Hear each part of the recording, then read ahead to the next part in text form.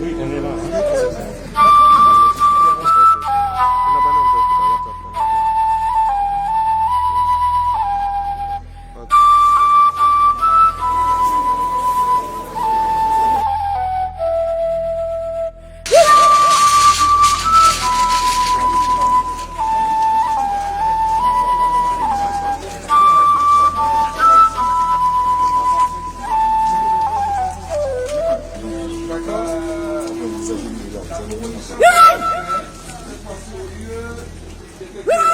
Nous sommes encore aujourd'hui là pour accompagner un martyr de 17 ans, tout en ayant la pensée assez forte, émue, douloureuse envers celle dont la dépouille n'est pas ici ce matin.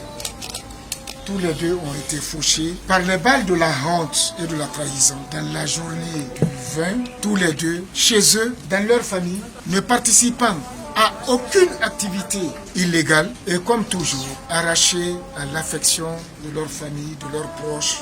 Que la famille soit rassurée de la reconnaissance de tout le peuple de Guinée, de la nation guinéenne. Ces jeunes gens sont des martyrs. Ces jeunes gens, et comme tout le peuple, sont victimes d'injustice, sont victimes de la tyrannie, de la boulimie d'un certain nombre d'individus qui veulent s'accrocher au pouvoir contre la volonté de notre peuple. Nous devons avoir du respect, de la reconnaissance envers ces martyrs de notre peuple. Je voudrais dire ici à nos collègues du FNDC et surtout à l'ensemble du peuple de Guinée que nous sommes condamnés à poursuivre le combat. Ne serait-ce que pour la mémoire de toutes ces personnalités. Nous devons poursuivre le combat. Nous devons poursuivre le combat jusqu'à la victoire finale pour que justice soit rendue à tout ce qu'on est en train de faire pleurer aujourd'hui. Du seul fait d'être guinéen, d'être pacifique, d'être du côté de la loi et de la légalité. Je voudrais donc m'incliner devant la mémoire de ces deux personnes,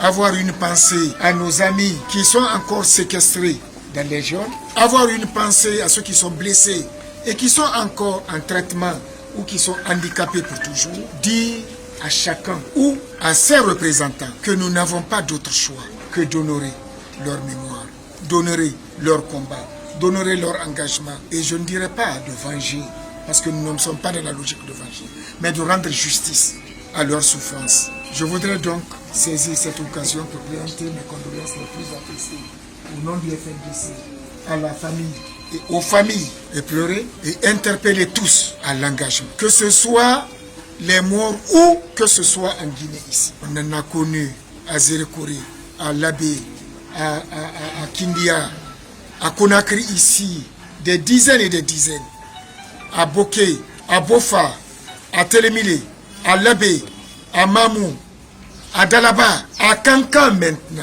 Je vais certainement en oublier, parce qu'il y a Farana et autres. Que toutes les familles éplorées sachent qu'elles ne seront jamais abandonnées par le FNDC. Nous continuerons à nous battre.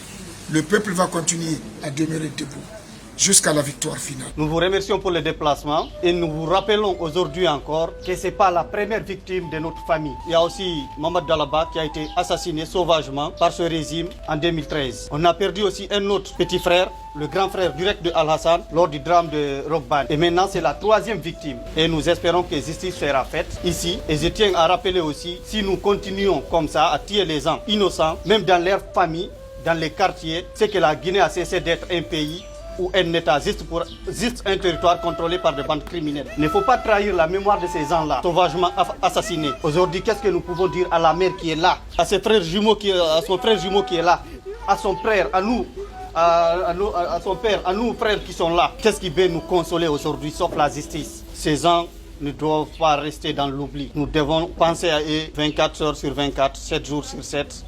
Et 12 mois sur 12. Aujourd'hui, nous sommes attristés, nous sommes choqués, vu que c'est un jeune de 17 ans qui revenait de l'école, qui demandait quoi? Maman, t'as fini de préparer? Et maintenant, c'est ce petit qui reçoit une balle en pleine tête. C'est vraiment triste pour ce pays, pour ce territoire, disons, et c'est vraiment triste pour la nation guinéenne. Et je vous en prie, pour ceux qui luttent aujourd'hui pour que la Guinée soit meilleure, il ne faut pas oublier ces gens-là après que vous avez accédé au pouvoir. On sait bien que Lénine a passé, Staline a passé, plein de gens ont passé et ce régime-là encore va passer. Et nous espérons que si on n'a pas justice via ce régime, que nous aurons justice dans les régimes à venir. Lui, c'est le père de la victime. Et voici son frère jumeau, Alessini.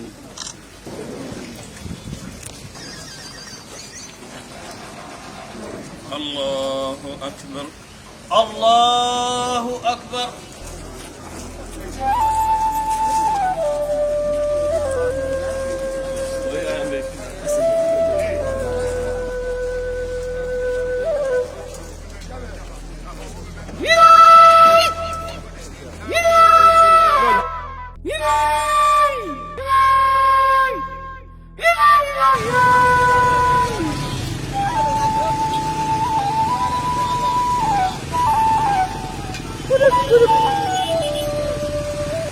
Alpha Condé, il a dit qu'il a lutté pendant 40 ans pour la démocratie. Mais il a enterré plus de 400 jeunes ici. Et il continue à nous dire qu'il se bat pour la Guinée. Il nous a dit qu'il ne va pas gouverner les cimetières. Mais c'est à son temps que le cimetière des martyrs a été créé. Il nous a menti qu'il veut venir aider la Guinée, qu'il veut aider les Guinéens. Mais nous avons vu les manifestations à Kankan. Nous avons vu la violence de ces manifestations.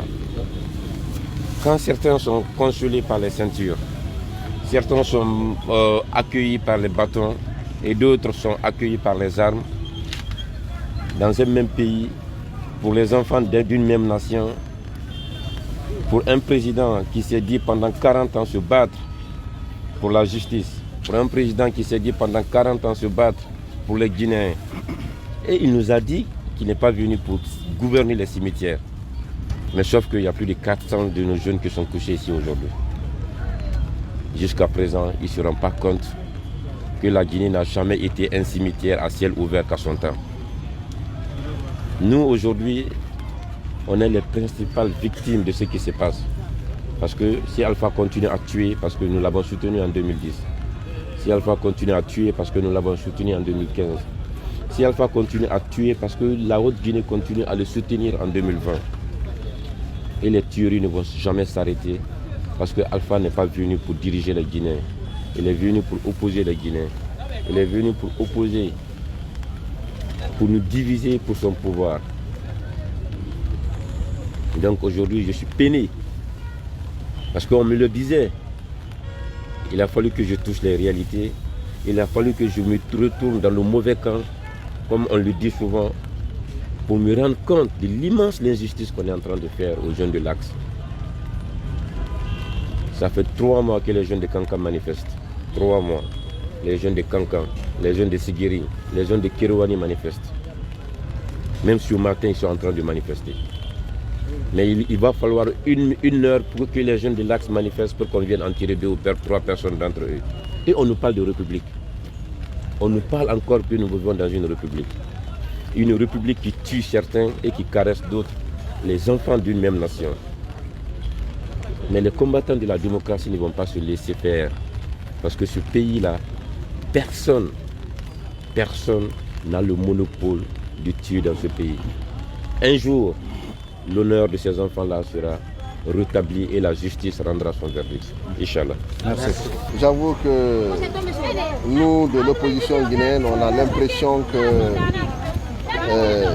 les dirigeants actuels considèrent nos militants comme si ce n'était pas une partie du peuple de Guinée. Et cela nous déçoit, sincèrement. Donc nous avons enregistré de nombreux morts. Et cette fois-ci, nous avons un jeune de moins de 18 ans qui est décédé et par suite d'une manifestation de l'opposition. Et c'est là, je pense que nous devons avoir un sentiment de déception, en tout cas pour tout patriote.